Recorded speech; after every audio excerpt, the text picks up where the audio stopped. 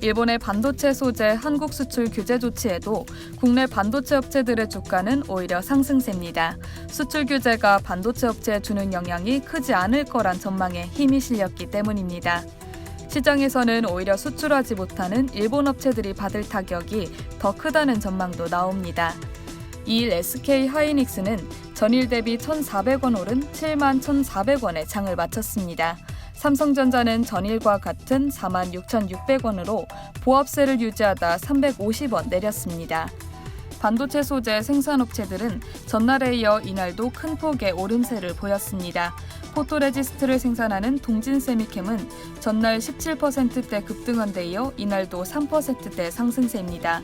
불화수소를 제조 판매하는 후성은 마이너스 2.1%대, 솔브레인과 워잉머트리얼즈는 각각 4%, 5%대 오르고 있습니다.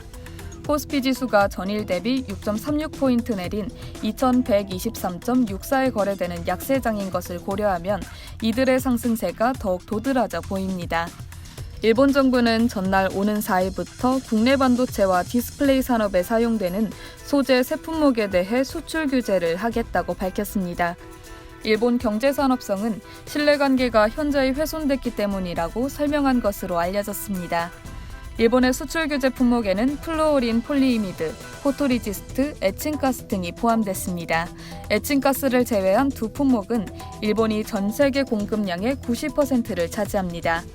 하지만 시장에서는 일본의 수출 규제가 국내 반도체 업체들의 생산에 큰 타격을 주지 않을 것으로 보고 있습니다. 오히려 이번 수출 규제가 물건을 팔지 못하는 일본 기업에 더 타격을 줄 것이라는 전망이 나옵니다.